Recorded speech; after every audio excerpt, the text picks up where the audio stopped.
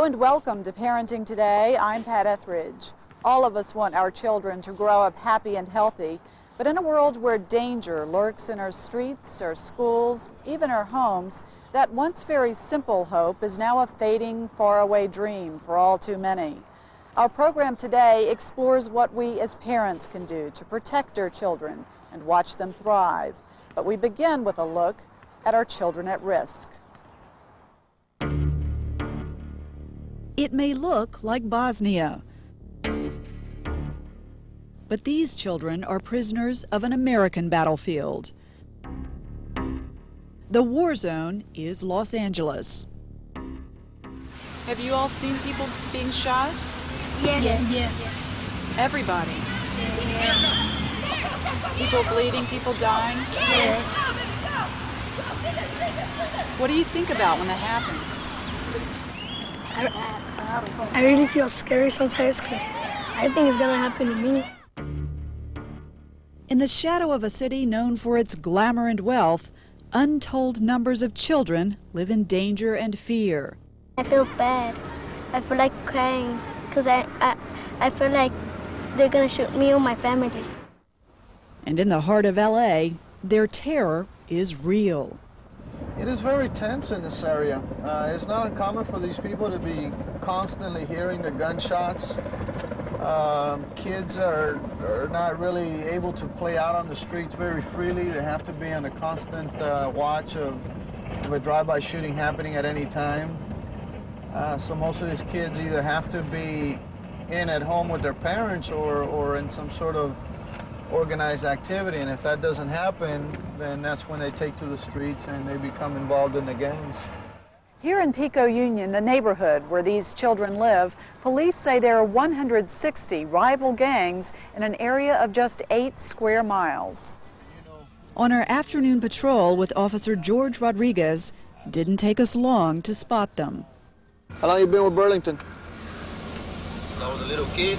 How long is that? 8-9 years. The Burlington Gang is one of the largest, with more than 3,000 members. Their overriding mission is to keep other gangs off their turf at any cost. They don't get along with each other, and they don't, you know, they'll fight, they'll shoot, they'll do whatever they have to do to eliminate each other. Most of the members are still children themselves. They've grown up around here, so they've seen their fathers and their friends, and everybody grew up in the same type of lifestyle, so that's what they pick up, and that's what they do now. Officer Rodriguez is in a position to know he grew up in a neighborhood much like this, and for a time was a gang member himself. It's tough, and what I always tell them is that gang life doesn't pay.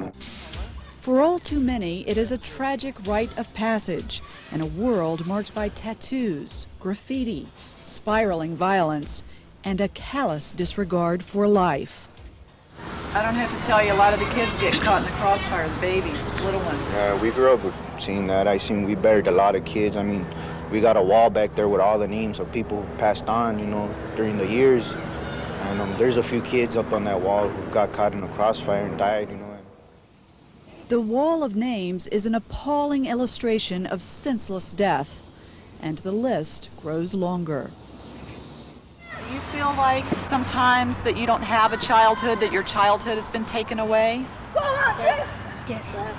Why? They robbed me.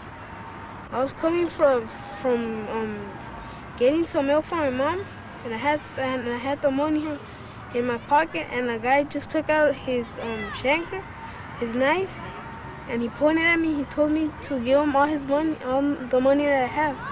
So I gave him. I couldn't do nothing.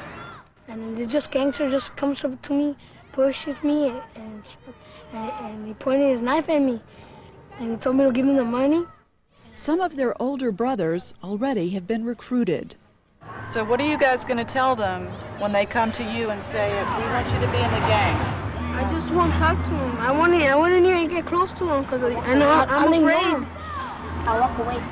A lot of the children that we spoke with today seem to have a very strong resolve not to join the gangs. These are 8- and 9-year-olds. Can they hold on to that?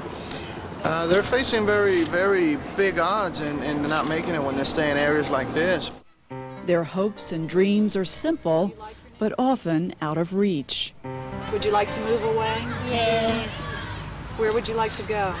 To the A place? A place there is no danger, no gangsters, no shooting. A place where like peace and quiet. You go hear the birds singing, cars pass, no gangsters around there.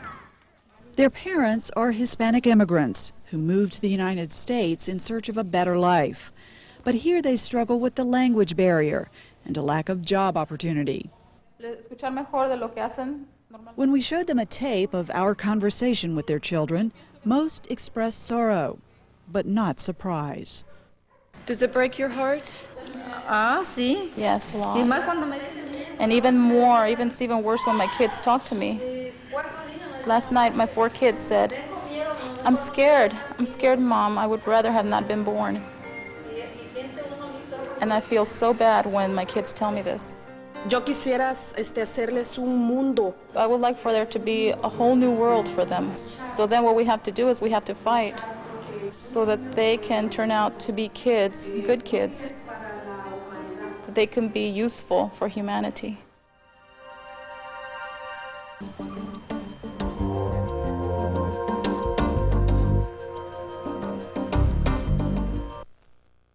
Parenting today as we continue our focus on children at risk. Many public schools here in Los Angeles follow a year-round plan in which students are in classes for 2 months, then get a 1-month break. It alleviates overcrowding, but for many parents it creates a child care nightmare. In poor communities like this one, when children are not attending school, many of them are simply out on the street. And here on the street, they are easy targets for gang activity. But there is one very important safe haven, a place where children and their parents find security, direction, and much, much more. The line forms every day outside the Salvation Army Red Shield Youth Center in Pico Union, one of the poorest and most crime-ridden areas of Los Angeles. Here, they can escape the world they live in and have a chance to be children again. My mom doesn't want me to be outside, so now I don't come out anymore because I'm afraid. And she said that since I don't come out, this is a perfect place for me to play, and it is. It's called the On Track program, a privately funded project designed to keep kids off the street.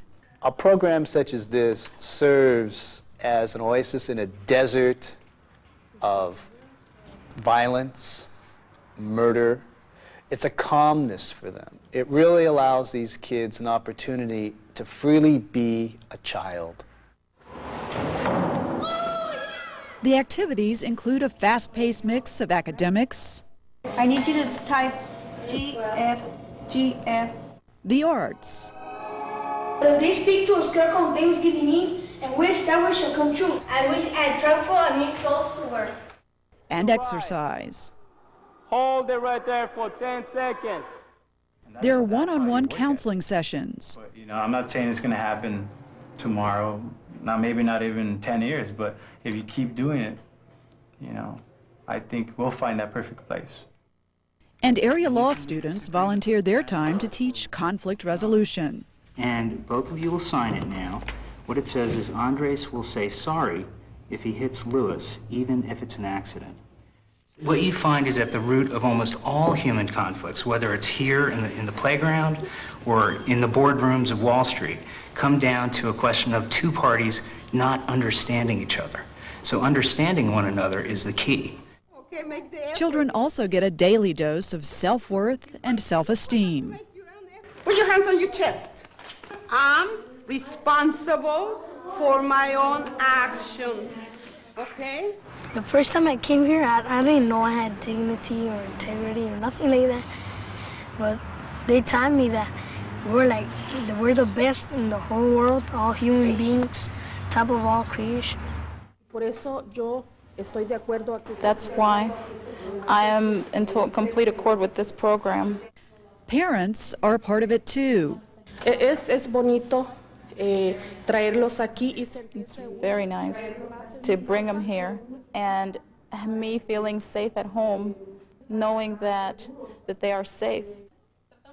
They attend weekly sessions to strengthen their family life.